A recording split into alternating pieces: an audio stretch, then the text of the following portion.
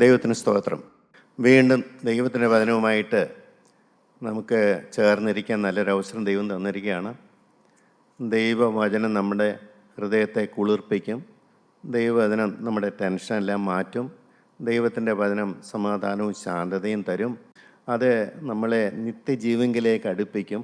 പാപത്തോട് നമുക്കൊരു അറപ്പ് ലഭിക്കും. കർത്താവായ യേശുക്രിസ്തു നമ്മുടെ കണ്ണിന് മുമ്പിൽ റിയലായിട്ട് നമുക്ക് തോന്നും.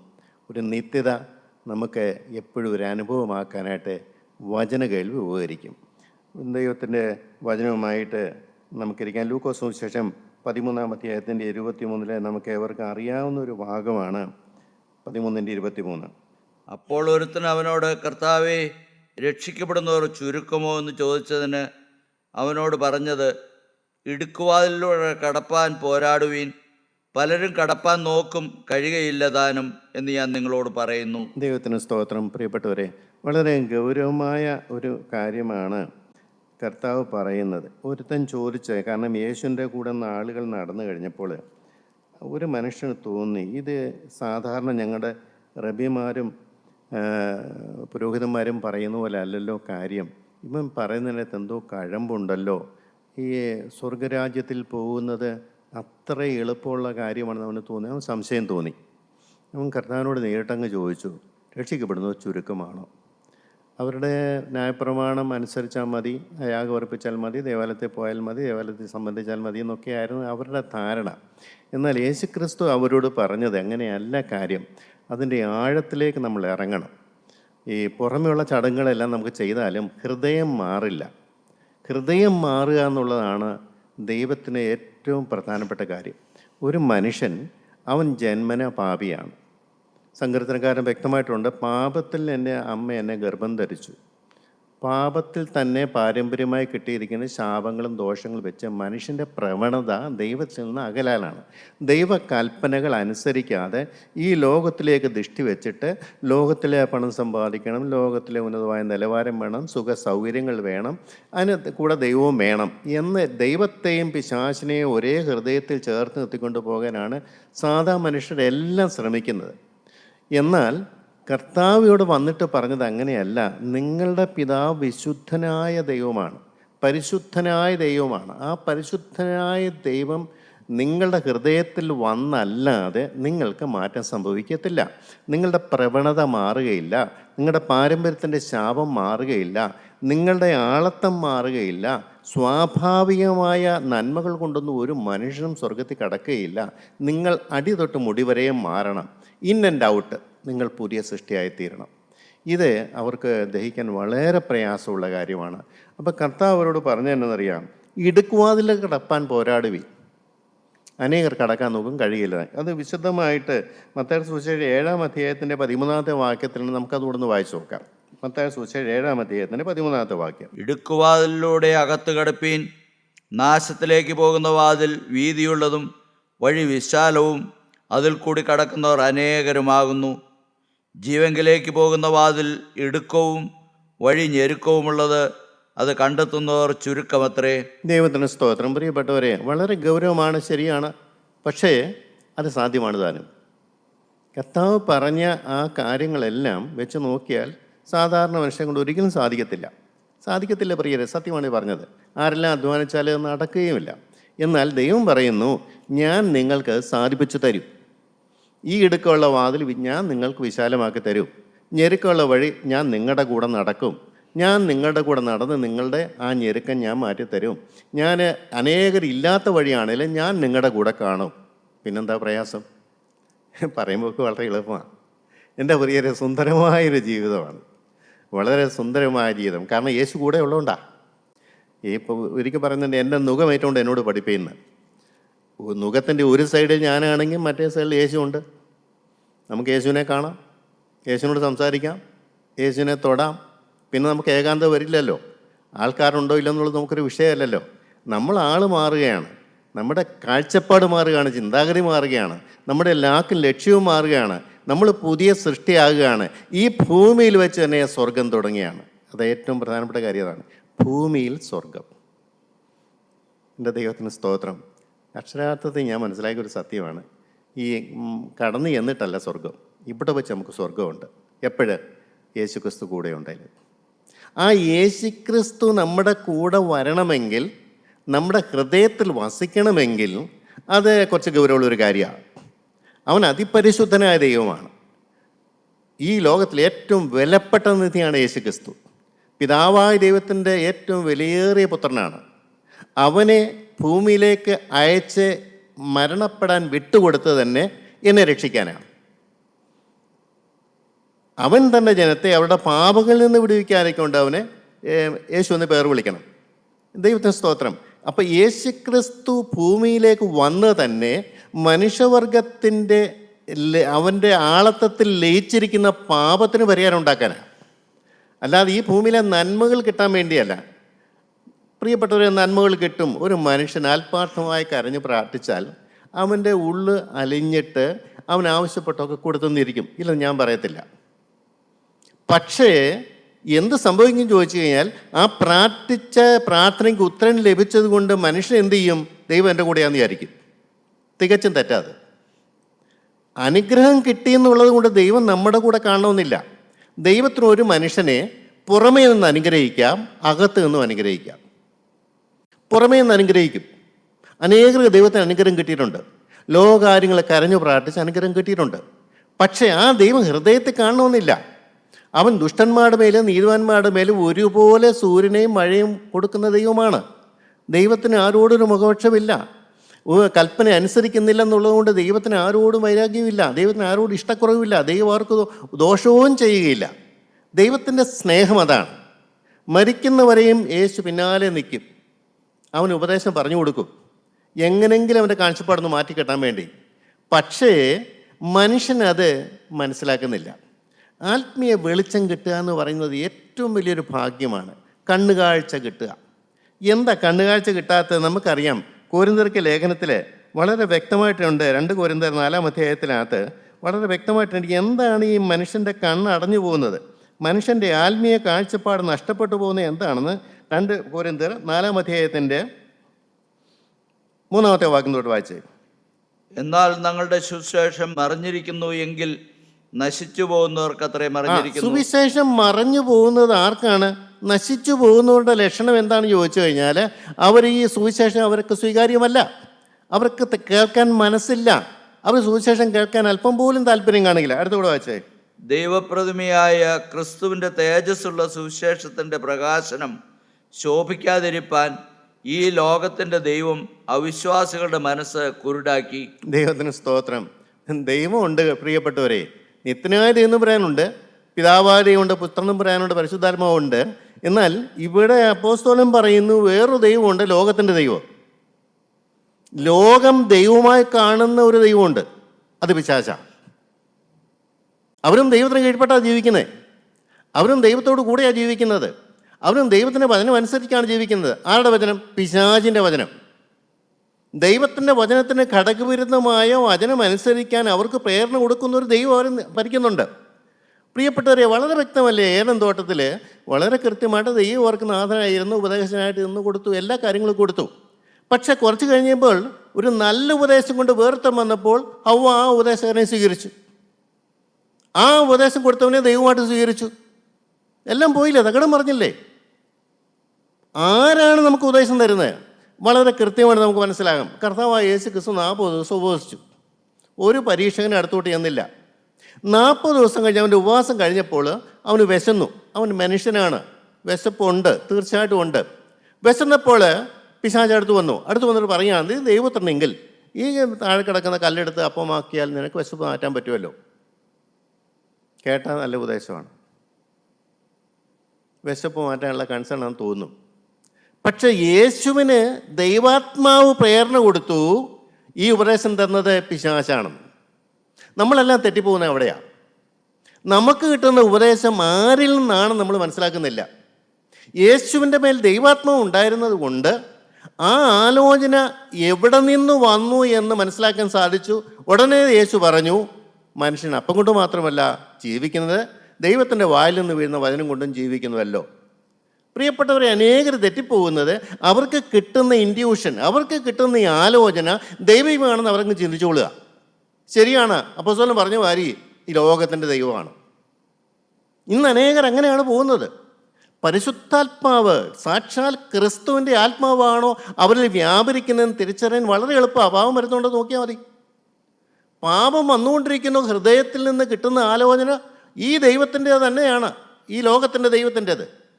അതേസമയം എനിക്ക് പാപം വരാൻ ഞാൻ എന്നെ തന്നെ സൂക്ഷിക്കുന്ന ഒരു വ്യക്തിയാണോ, അപ്പോൾ നമുക്ക് ആലോചന കിട്ടുന്ന ദൈവത്തിൻ്റെ ആണോ, നമുക്കൊന്നുകൂടെ കൺഫേം ചെയ്യാൻ പറ്റും. കർത്താവേ, ഇത് നിൻ്റെ ആലോചനയാണ്, ഞാൻ സ്വീകരിക്കട്ടെ.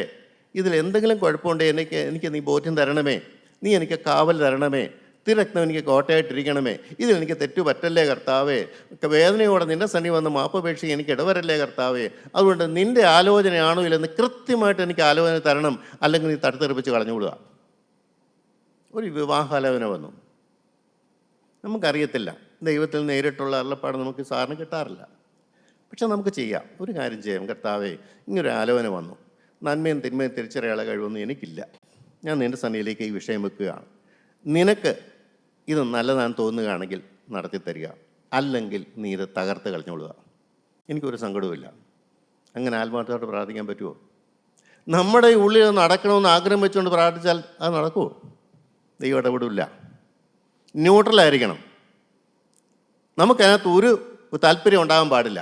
അങ്ങനെയുള്ള പ്രാർത്ഥന മാത്രമേ ദൈവം കേൾക്കുകയുള്ളൂ. ദൈവത്തിൻ്റെ ഉത്തരവാദിത്തമാണ് ഈ മനുഷ്യനെ പാവം കൂടാതെ ഈ കാര്യങ്ങൾ നടത്തുക എന്നുള്ളത്. ഈ വിവാഹം നടക്കുന്നതിൽ കൂടെ ദൈവനാമം മഹത്വപ്പെടണം. ആ മനുഷ്യൻ്റെ ആത്മാവും കൂടെ വരുന്ന ആ പാർട്ട്ണറുടെയും ആത്മാവ് രക്ഷപ്പെടാൻ വേണ്ടിയുള്ളതാണെങ്കിൽ ദൈവം നടത്തി തരും, അല്ലെങ്കിൽ തകർത്ത് കളയും. എൻ്റെ പ്രിയപ്പെട്ടവരെ, നിങ്ങൾ ഓരോരുത്തർ ആലോചിച്ച് നോക്കിയാൽ, ഇത് വളരെ പ്രയാസമാണെന്ന് തോന്നിയാലും പ്രയാസമില്ല. നമ്മുടെ ലാക്കും ലക്ഷ്യം ശുദ്ധമാക്കിയാൽ മാത്രം മതി. നാം കണ്ടല്ലോ ഇവിടെ, ഈ പിശാച് നമ്മുടെ കണ്ണ് കുരുടാക്കി കളഞ്ഞിരിക്കുകയാണ്. ലോകത്തിലേക്ക് മാത്രം, പാപത്തിലേക്ക് മാത്രം, ഈ ലോകത്തിൽ കെട്ടപ്പെട്ടിരിക്കുന്ന ഒരു അനുഭവത്തിനു വേണ്ടി പിശാച് നമ്മുടെ കണ്ണ് കുരുടാക്കിയിരിക്കുകയാണ്. സത്യദൈവത്തെ കാണാനോ സത്യദൈവത്തിൻ്റെ ആത്മാവിന് കീഴ്പ്പെടാനോ നമുക്ക് സാധിക്കാതെ വരുന്നു. ദൈവത്തിന് സ്തോത്രം. പ്രിയപ്പെട്ടവരെ, അതുകൊണ്ടാണ് ഈ വഴി മുന്നോട്ട് പോകാൻ വളരെ ഇടുക്കമാണെന്ന് പറഞ്ഞതിൻ്റെ കാര്യം. ദൈവാത്മാവിനെ നമ്മൾ പ്രാപിക്കുക, ദൈവത്തിനെ സമർപ്പിക്കുക, ജീവിതം കർത്താവിൻ്റെ കരങ്ങളിലേക്ക് ഏൽപ്പിച്ചു കൊടുക്കുക.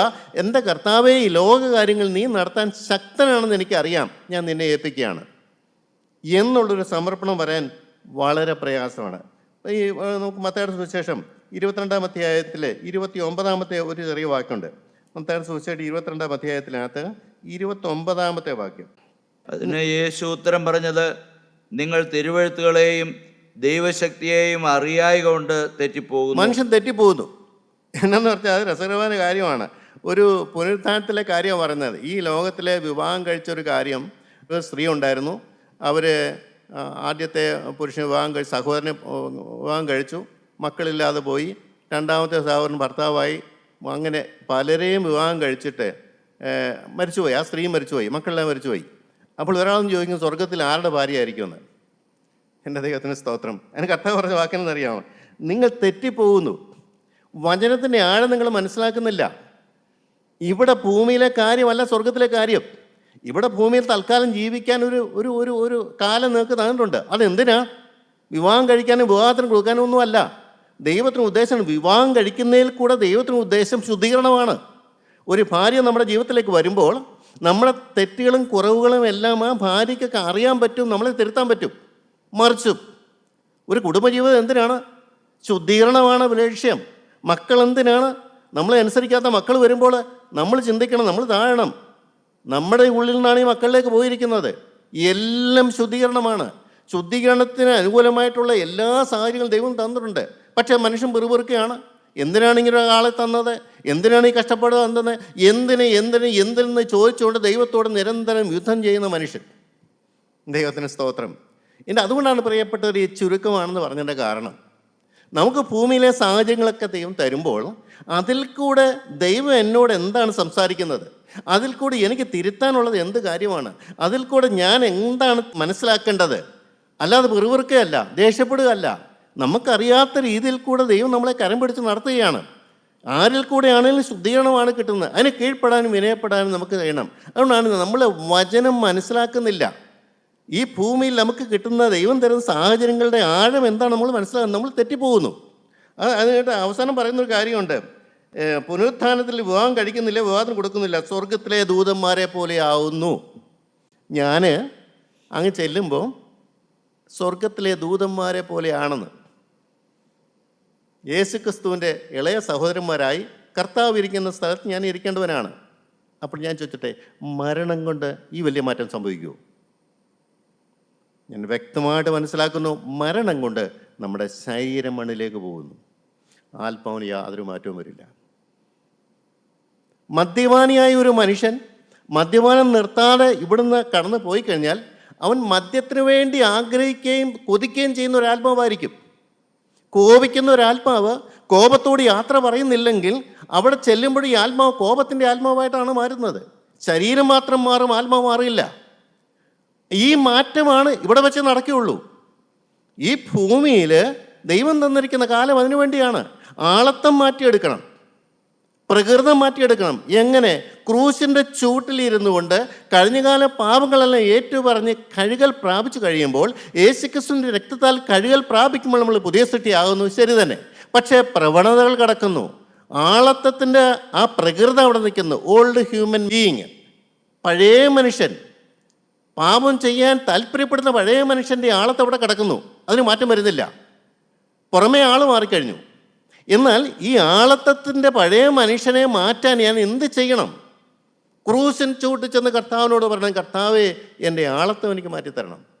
അപ്പൻ്റെയും അമ്മയുടെയും ശാപം എൻ്റെ മേലെ വരല്ലേ. 3, 4 തലമുറയുള്ള പിതാക്കന്മാരുടെ ശാപം ഇന്ന് എൻ്റെ തലമുറയിൽ നിൽക്കുകയാണ്. ഇത് ഞാൻ എവിടെ കൊണ്ടുവന്നിട്ട് മാറ്റും? കർത്താവേ, എൻ്റെ മക്കളുടെ സ്വഭാവം മാറുന്നില്ല, ഞാൻ എന്ത് ചെയ്യണ്ടു? നമ്മൾ വിഷമിക്കുന്നു. പേടിക്കണ്ട. നമ്മുടെ ജീവിതത്തിൻ്റെ പാപങ്ങളും കറകളും എല്ലാം കഴുകിയെടുത്തിട്ട് ആളത്തത്തിൻ്റെ ശുദ്ധീകരണത്തിന് വേണ്ടി നമ്മൾ കാത്തിരുന്ന് കഴിഞ്ഞാൽ പിതാക്കന്മാരുടെ ശാപവും മാറും, നമ്മുടെ മക്കളുടെ മേൽ ദൈവത്തിൻ്റെ വലിയൊരു പ്രൊട്ടക്ഷൻ കിട്ടുകയും ചെയ്യും. എൻ്റെ പ്രിയപ്പെട്ടവർ, ഇത് അനുഭവിക്കേണ്ട കാര്യമോ പറഞ്ഞിട്ടൊന്നും ഒരു കാര്യവുമില്ല. ഇത് എത്രയോ പേർക്ക് കിട്ടുന്നുണ്ട് ഈ കാര്യം, എത്രയോ പേർ ഇത് മനസ്സിലാക്കുന്നുണ്ട്. അതുകൊണ്ടാണ് ചുരുക്കം എന്ന് പറഞ്ഞത്. ചുരുക്കം പേർക്കേ ഈ കാഴ്ചപ്പാട് കിട്ടുന്നുള്ളൂ. എന്തുകൊണ്ട് എന്ന് ചോദിച്ചാൽ എനിക്ക് കൃത്യമായിട്ട് പറയാൻ എനിക്കറിയാൻ പാടില്ല. ചിലക്ക് കിട്ടുന്നു. നമുക്കറിയാം, ലക്ഷക്കണക്കിന് ആൾക്കാർ പുറപ്പെട്ടു. യോശുവയ്ക്കും കാലേബിനും വ്യത്യസ്ത ഹൃദയം ഉണ്ടായിരുന്നു. അതെന്താ അങ്ങനെ? അപ്പോൾ ദൈവത്തിന് ഉപക്ഷമുണ്ടോ? ഇല്ല പ്രിയരെ. എങ്ങനെയെല്ലാം ജീവിച്ചവനാണേലും ശരി, ഞാൻ പറഞ്ഞോട്ടെ, യൂദയെ ശിഷ്യനാക്കിയത് വേറൊന്നും കൊണ്ടല്ല. അവനെ മാറ്റിയെടുക്കാൻ ദൈവം ആഗ്രഹിച്ചു. അവൻ്റെ സ്വഭാവം മാറ്റാൻ ദൈവം കൊതിച്ചു. നടന്നില്ല. ദൈവത്തിൻ്റെ കാര്യപരിപാടിയൊന്നും നടക്കണമെന്നില്ല. മനുഷ്യനെ സംബന്ധിച്ച് അവൻ ആഗ്രഹിക്കാതെ, അവൻ തീരുമാനം എടുക്കാതെ, അവൻ ലക്ഷ്യം വെക്കാതെ അവനെ മാറ്റാൻ ദൈവത്തിന് പോലും സാധ്യമല്ല. യൂദ അറിഞ്ഞുകൊണ്ട് തന്നെയാണ് ദൈവം വിളിച്ചത്. അവൻ അവസരങ്ങൾ കൊടുത്തു, എല്ലാം കൊടുത്തു. യേശു ആരാണെന്ന് അവൻ അറിഞ്ഞു, എല്ലാം അറിഞ്ഞു. വേണമെങ്കിലും അവന് മാനസാന്തരപ്പെടാമായിരുന്നു. ക്ഷമം മാറിയില്ല. ഒരു ദിവസം ഞാൻ ചിന്തിക്കാറുണ്ട്, ഒരു ദിവസം യൂദ കർത്താവിനെ വിളിച്ച് അങ്ങോട്ട് മാറ്റി നിർത്തിയിട്ട്, എൻ്റെ കർത്താവേ, നീ എന്നെ വിളിച്ചത് എന്താണെന്ന് എനിക്കറിയാൻ പാടില്ല. എൻ്റെ സ്വഭാവം വളരെ മോശമാണ്, ഞാൻ പണക്കുതിയനാണ്, ഞാൻ കുഴപ്പക്കാരനാണ്, എന്തിനെ വിളിച്ചെന്ന് എനിക്കറിയാൻ പാടില്ല. കർത്താവേ, ഈ സ്വഭാവം ഒന്ന് മാറ്റിത്തരാമോ? അവൻ ചോദിച്ചോ? ഒരിക്കലും. അതെന്താ എന്ന് ചോദിച്ചാൽ എനിക്കറിയാൻ പാടില്ല. എത്രയാളത്തും മോശമാണേലും ശരി, എത്ര കുഴപ്പക്കാരനാണേലും ശരി, എന്തെല്ലാം ജീവിതത്തിൽ സംഭവിച്ചാലും ശരി, യേശുക്രിസ്തുവിൻ്റെ രക്തത്തിന് മായ്ക്കാൻ പറ്റാത്ത ഒരു കാര്യമില്ല. ദൈവത്തിൻ്റെ പരിശുദ്ധാത്മാവിന് മാറ്റാൻ പറ്റാത്ത ഒരാളത്വവുമില്ല. പരിശുദ്ധാത്മാവ് താഴോട്ട് ഇറങ്ങിയാൽ എല്ലാ ബന്ധനങ്ങളും അഴിയും. സ്തോത്രം. എൻ്റെ ദൈവത്തിന് സ്തോത്രം. പ്രിയപ്പെട്ട, നിങ്ങൾ പുതിയ സൃഷ്ടികളായിത്തീരും. ഞാൻ നിങ്ങളുടെ മേൽ നിർമ്മല ജലം തളിക്കും. എൻ്റെ ആത്മാവ് നിൻ്റെ മേൽ ഇറങ്ങി വരും. നീ ആൾ മാറിയിരിക്കും. സ്തോത്രം. പഴയ പിതാക്കന്മാരും പ്രവാചകന്മാരൊക്കെ ആൾ മാറിയാൽ നമുക്കറിയാം. അവർക്ക് സാധിച്ചെങ്കിൽ നമുക്ക് എന്തുകൊണ്ട് സാധിക്കത്തില്ല? ഈ കൃപായുഗത്തിൽ പരിശുദ്ധാത്മാവോളം പെട്ടുന്ന കാലത്ത്, യേശുവിൻ്റെ രക്തം ഗുണകരമായി സംസാരിക്കുന്ന കാലത്ത്, ആളത്തെപരമായിട്ട് സ്വർഗം വിട്ട് യേശു വരാൻ തയ്യാറായിട്ട് നിൽക്കുന്ന ഈ കാലഘട്ടത്തിൽ എന്തുകൊണ്ട് നമുക്ക് മാറ്റം വരികയില്ല? എൻ്റെ പ്രിയപ്പെട്ടവരെ, ഇത് സാധിക്കുന്ന കാര്യമാണ്. പക്ഷേ അനേകരതിന് വില കൊടുക്കുന്നില്ല. ദൈവത്തിന് സ്തോത്രം. വെളിപാട് പുസ്തകത്തിൽ പറഞ്ഞിട്ടുണ്ട്, നീ കണ്ണിൽ എഴുതാനുള്ള ലേപവും അല്ല, നിനക്ക് വസ്ത്രവും എല്ലാം നീ എന്നോട് വില കൊടുത്ത് വാങ്ങിക്കാൻ. സൗജന്യം കിട്ടും, പക്ഷെ വില കൊടുത്ത് വാങ്ങിക്കാതെ നിൽക്കില്ല. എൻ്റെ പ്രിയപ്പെട്ടവരെ, ഞാൻ വിടേണ്ട കാര്യങ്ങൾ ഞാൻ തന്നെ വിട്ടില്ലെങ്കിൽ അത് തിരിച്ച് കടിക്കുമ്പോൾ ഒരു സംശയമില്ല. ഒരു സമയം വരെയും ദൈവം ഇങ്ങനെ ക്ഷമയോടെ കാത്തിരിക്കും. വിടേണ്ടത് ഞാൻ അറിഞ്ഞ് വിടുന്ന സമയത്ത് അത് എളുപ്പമാണ്, നടക്കുന്ന കാര്യമാണ്, കുറേ കഴിഞ്ഞാൽ പിന്നെ വിടാൻ പറ്റില്ല. അത് നമ്മുടെ എല്ലാവരുടെയും അനുഭവമാണ്. കാലങ്ങൾ കഴിയുന്തോറും പിശാചിൻ്റെ പിടി മുറുകിക്കൊണ്ടിരിക്കും. അനുതാപം കിട്ടുകയില്ല, മനസാന്തരം കിട്ടുകയില്ല, ദൈവത്തിൻ്റെ ആത്മാവ് മാറിപ്പോയി കഴിഞ്ഞാൽ പിന്നെ നമുക്കൊന്നും നടക്കുകയില്ല. എന്നാൽ അനുതാപവാക്യങ്ങളോട് വീണ്ടും ചെന്ന് കർത്താവേ, എൻ്റെ അവസ്ഥ എനിക്കൊന്ന് മാറ്റിത്തരണമേ, എനിക്ക് പാപവും തരണമേ, എനിക്ക് കുറ്റബോധം തരണമേ, ഞാൻ സകലതും വിട്ടുകൊള്ളാം കർത്താവേ, നിൻ്റെ വചനപ്രകാരം ഞാൻ ജീവിച്ചു കൊള്ളാം, ഈ ലോകം ഇനി എനിക്ക് ലക്ഷ്യമാകുകയില്ല, ജഡത്തിൻ്റെ പിന്നാലെ ഞാൻ പോവുകയില്ല, പണത്തിൻ്റെ പിന്നാലെ ഞാൻ പോവുകയില്ല, കർത്താവേ ശലോമോനുണ്ടായ അപകടം എനിക്കുണ്ടാകുകയില്ല, ആ ചെറുപ്പക്കാരൻ നിന്നെ നഷ്ടപ്പെടുത്തി കളഞ്ഞ പോലെ എനിക്കുണ്ടാകുകയില്ല എന്ന് പറഞ്ഞുകൊണ്ട് ദൈവസന്നിധിയിലേക്ക് നമുക്ക് ചെല്ലാൻ പറ്റും. ദൈവത്തിന് സ്തോത്രം. പ്രിയപ്പെട്ടവരെ, നിങ്ങൾ ഓരോരുത്തരും ആലോചിച്ച് നോക്കിയേ, നമുക്ക് ഈ ചുരുക്കമുള്ള വഴി കൂടെ പോകാനുള്ള മനസ്സാണോ? സകലതും വിട്ടുപിരിയാനുള്ള മനസ്സാണോ? എല്ലാം വിട്ടുപിരിഞ്ഞ് യേശുവിൻ്റെ പിന്നാലെ പോകാൻ പറ്റുള്ളൂ. പ്രിയപ്പെട്ടവരെ, എല്ലാവരും പറയുന്നത് ഭാരം വരുമെന്ന്. എങ്ങനെയാണ് ഭാരം വരുന്നത്? എന്തുകൊണ്ടാണ് ഭാരം വരുന്നത്? നമുക്ക് നമ്മുടേതായ താല്പര്യങ്ങളുള്ളിലുണ്ട്, നമ്മുടേതായ ലക്ഷ്യങ്ങളുള്ളിലുണ്ട്. ഈ ദൈവത്തെക്കുറിച്ച് ചില കാര്യങ്ങളൊക്കെ നേടിയെടുക്കാൻ നമുക്ക് ഉള്ളിൽ പരിപാടിയുണ്ട്. നമ്മുടെ ഉള്ളിൽ പല പല അനുഭവങ്ങൾ ലഭിക്കണം എന്നുള്ള ആഗ്രഹത്തോടുകൂടിയാണ് നമ്മൾ ദൈവത്തിൻ്റെ പിന്നാലെ വരുന്നത്. എല്ലാം വിട്ടവന് വല്ലതും ഉണ്ടോ? എല്ലാം വിട്ടവനെ പിശാച് എങ്ങനെ പരീക്ഷിക്കും? എന്തു പറഞ്ഞുകൊണ്ട് പരീക്ഷിക്കും? എൻ്റെ ദൈവത്തിന് സ്തോത്രം. ധനത്തിൻ്റെ കാര്യങ്ങൾ വിട്ടവന് അവൻ ധനത്തിൻ്റെ മുമ്പ് കൊണ്ടു തന്നു കഴിഞ്ഞാൽ അവന് പരീക്ഷ വരുമോ? അവൻ ടെൻഷൻ വരുമോ? ഒന്നും വരില്ല. എവിടെ ടെൻഷൻ വരുന്നുവോ, എവിടെ ഭാരം വരുന്നുവോ, അവിടെ നമുക്ക് അറ്റാച്ച്മെൻ്റ് ഉണ്ട്. എൻ്റെ ദൈവത്തിന് സ്തോത്രം. പ്രിയപ്പെട്ടവരെ, നമുക്കറിയാം, ചെറുപ്പക്കാരൻ കർത്താവിന് തന്നെ വന്നപ്പോഴേ അവനോട് ലോഹ്യം പറഞ്ഞൊന്നുമല്ല പറഞ്ഞു വിട്ട്, കൽപ്പന അനുസരിക്കാനൊക്കെ പറഞ്ഞു. ഞാൻ അനുസരിക്കുന്നൊന്നും പറഞ്ഞു. പിന്നെ കർത്താവ് ഒരു കാര്യം അവനോട് വ്യക്തമായിട്ട് പറഞ്ഞു, നീ സൽഗുണസമ്പൂർണനാകാൻ ഇച്ഛിക്കുന്നുവെങ്കിൽ, സൽഗുണസമ്പൂർണതയാണ് പിതാവിൻ്റെ ലക്ഷ്യം. ലോക മനുഷ്യൻ നോക്കുമ്പോൾ ഒരു കുറ്റം കാണാൻ പാടില്ല, ഭാര്യ നോക്കുമ്പോൾ ഒരു കുറ്റം കാണാൻ പാടില്ല. സാധിക്കുമോ? അങ്ങനെ സാധിക്കാനാണ് ദൈവം നമ്മളെ വിളിച്ചിരിക്കുന്നത്. ആര് നോക്കിയാലും നമ്മളെക്കുറിച്ചൊരു കുറ്റം പറയാൻ പാടില്ല. അത് ഉള്ളിലാണെങ്കിലും ദൈവം നോക്കിയാലും ശരി, മനുഷ്യൻ നോക്കിയാലും ശരി. എൻ്റെ പ്രിയപ്പെട്ടവരെ, അവൻ നിരാശനായി കടന്നുപോയി. കാരണം അവന് സ്വർഗത്തിന് നിക്ഷേപം വേണ്ട, ഈ ലോകത്തിലെ സ്വത്ത് മതി. അവനറിയാം മരിക്കുമ്പോൾ ഇതെല്ലാം പോകുമെന്നറിയാം. പക്ഷേ എങ്കിലും ശത്രു, ഈ ലോകത്തിൻ്റെ ദൈവം അവനൊരു അറിവ് കൊടുത്തു, ഇങ്ങനെയൊന്നും പോകേണ്ട ആവശ്യമില്ല, അല്ലാതെ തന്നെ സ്വർഗത്തിൽ പോകാമെന്ന്. എന്നെങ്കിൽ അങ്ങനെയല്ലേ? അത്ര വലിയ തീരുമാനമൊന്നും എടുക്കണ്ട, അത്ര വലിയ കടുത്ത പ്രയോഗങ്ങളൊന്നും വേണ്ട, അല്ലാതെ തന്നെ സ്വർഗത്തിൽ പോകാം. എന്തോരം ആൾക്കാർ ഭൂമിയിൽ ജീവിക്കുന്നുണ്ട്. ഇങ്ങനെ ജീവിക്കുന്നവരിലെ ഭൂരിപക്ഷം ആൾക്കാരും അവരെല്ലാം നരകത്തിലേക്ക് പോവുകയാണോ? ദൈവം അങ്ങനെ അവരെല്ലാം നരകത്തിലേക്ക് വിടുവോ എന്നൊക്കെയുള്ള മറു ചിന്താഗതി ഈ ലോകത്തിന് ദൈവമായ പിശാച് അവർക്ക് കൊടുത്ത് അതിനനുസരിച്ച് ജീവിച്ചു പോവുകയാണ്. എൻ്റെ പ്രിയപ്പെട്ടവരെ, ചതിയാണ്. ഇതാണ് സുബോധം എന്ന് പറയുന്നത്. ദൈവത്തിന് സ്തോത്രം. വെളിയിലേക്ക് പോയ ചെറുപ്പക്കാരന് സുബോധം കിട്ടി, അപ്പൻ്റെ കൂടെ കഴിയുന്ന ആ സഹോദരന് സുബോധമില്ല. മനസ്സിലാക്കണം, അപ്പൻ്റെ കൂടെ കഴിയുന്നവനും സുബോധമില്ല. വെളിയിലേക്ക് പോയവന് അവിടെ ചെന്നെങ്കിലും സുബോധം കിട്ടി. ഇന്ന് പ്രിയപ്പെട്ടവരെ, സുബോധം എന്ന് പറഞ്ഞൊരു സാധനം ഇല്ല. ആർക്കാ സുബോധം? സുബോധം കിട്ടിക്കഴിഞ്ഞാൽ എല്ലാം വലിച്ചെറിയില്ലേ? സുബോധം കിട്ടിക്കഴിഞ്ഞാൽ എല്ലാറ്റിനോടും യാത്ര പറയില്ലേ? എനിക്കെൻ്റെ യേശു മതി, എനിക്കെൻ്റെ യേശു ക്രിസ്തുവിൻ്റെ രക്തം മതി, എനിക്ക് യേശുവിൻ്റെ സാന്നിധ്യം മതി, അവൻ എനിക്ക് വേണ്ടി പെടഞ്ഞു വരച്ചു എന്നുള്ള ബോധം വന്നാൽ എല്ലാം വിടൂലേ? പ്രിയപ്പെട്ടവരെ, ചുരുക്കം പേരിൽ നമുക്കും ചേരാം. ദൈവം നമ്മളെ അനുഗ്രഹിക്കട്ടെ. യേശു ക്രിസ്തുവിൻ്റെ പരിശുദ്ധ നാമം വാഴ്ത്തപ്പെടുവാനിടയാകട്ടെ. ദൈവത്തിന് സ്തോത്രം.